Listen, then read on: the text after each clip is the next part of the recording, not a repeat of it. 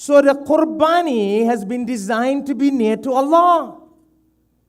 So if you and I only sacrifice an animal, and we have not learned nearness to Allah, and we have not come closer to Allah, in the devotion that Prophet Ibrahim ﷺ did, then we have only literally sacrificed the animal, but we have missed the Qurbaani. The purpose of this sacrificing of an animal is a symbol to the Qurbaani, the sacrifice of Prophet Ibrahim ﷺ, the Qurbaani, let me use that word, the Qurbaani of Prophet Ibrahim ﷺ and his son Ismail. What am I saying, my brothers and sisters? While Prophet Ibrahim ﷺ, and you got 3 days to do this, today, tomorrow, and the next day. So those of us who have missed it, and those of us who have not cherished it, and those of us who have not benefited from the real offering of Qurbaani, you know, a lot of us have made this just a cultural thing. Kill an animal, sacrifice an animal, and that's the end of it. No. Think about it. Prophet Ibrahim ﷺ, this Qurbaani of sacrificing his son was not the first Qurbaani. You know why? You know, you all know the lesson. You hear all these khutbahs, you hear all these lectures. When Hagar had that baby, Sarah could not have a baby. And when he reached that 83 years, 84 years, 85 years, some people said 86 years, she had this baby, Hagar. And you know the whole story. I'm not getting into that today. I want to get some lessons for myself and you. What did Allah command Prophet Ibrahim ﷺ to do? Take Hagar and the baby, and do you know it was a baby, yeah? The hadith and the muhaddithin say the baby was still breastfeeding the mother. And what was the command? He took Hagar and he took this baby from Palestine, and he took them to Makkah. And when he left them, alone, number one Qurbaani. That was a Qurbaani, an offering that he was commanded to offer his son in the path of Allah. It was not a bloodshed Qurbaani. It was not a physical bloodshed Qurbaani. So if you and I think that this Qurbaani is only sacrificing an animal, we have missed the point. That first Qurbaani was when he was leaving this baby and the mother and walking away, and the mother asked him, "Are you leaving us alone? Are you leaving us alone? Are you leaving us alone?" And then she asked him, "Did Allah command you to leave us alone?" He said, "Yes." She said, "Well, if Allah commanded you to leave us alone, a little breastfeeding baby and a mother in the desert, a deserted area in Makkah, it didn't have the towers and the buildings what they have today.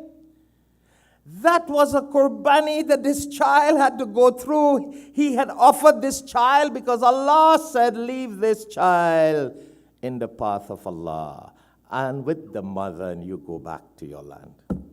That is an offering that he devoted this child that Allah commanded him to do. And the mother Hagar said, "And if Allah commanded you to leave us here alone, then Allah will take care of us." So that child's life was a Qurbaani. It's not just about this bloodshed Qurbaani.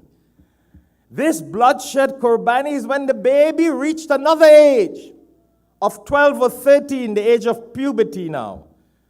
A productive age, progressive time, to help the father in his business, in productivity.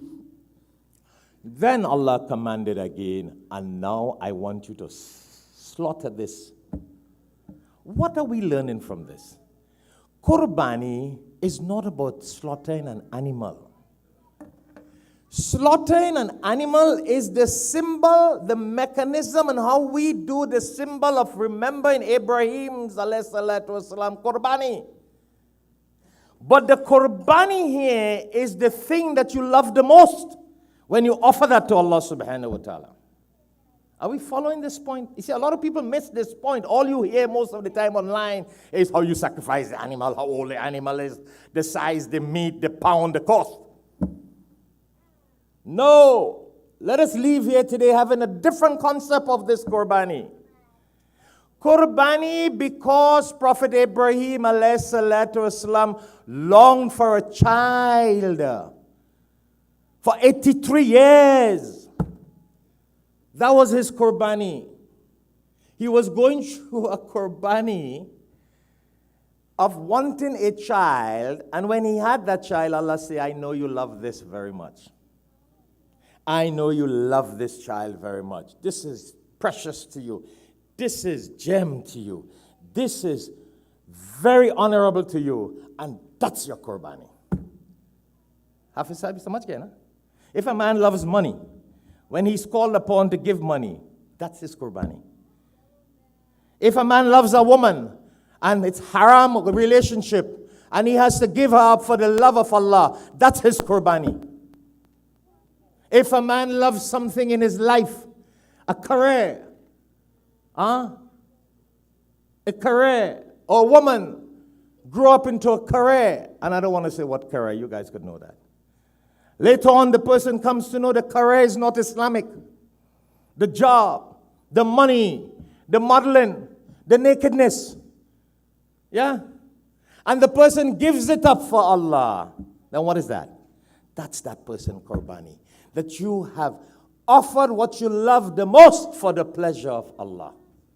Because that's what we love the most. So Allah wanted Ibrahim alayhi salatu wasalam to give what he loves the most, that son. So the first Qurbaani was, leave him alone in Makkah. No food, no water, jungle, desert, nothing. And then that's how Allah gave water. Allah took care of him and his mother and made a whole generation. And then the next Qurbaani was when Allah said, I want you to slaughter him now. As though that was not enough, leaving him alone and the baby and the mother. And because Allah subhanahu wa ta'ala loved this sacrifice of Prophet Ibrahim alayhi salatu wasalam, that's how when he was ordered to slaughter this that he loved the most and he appreciated the most and it's the most precious to him. And I want you and I to contemplate on that. What you love the most. Your job, your money, your house, your career, your wife, your husband, your everything. Well, nowadays people don't love husband and wife again, so I don't know. That used to be something, eh? Long ago people used to love children too. Nowadays I don't think they love their children anymore neither. So I don't know if that'll be a Qurbaani for some people. But anyhow, that was his offering. That's why Allah subhanahu wa ta'ala, when he was about to slaughter Ismail alayhi salatu wasalam, Allah says, وَفَدَيْنَاهُ بِذِبْهٍ عَظِيمٍ. Then Allah gave him the sheep. And it's not the blood and flesh that I want, Allah tells him. I don't want your son blood and flesh. I don't want you to murder him. I don't want you to kill him. I don't want his blood and flesh. I want to test your iman, your taqwa, to see if you will offer what you love the best for Allah. My brothers and sisters, when you and I sacrifice an animal today, and you don't offer your best effort to Allah during the rest of your life, we have missed the lesson of Qurbaani.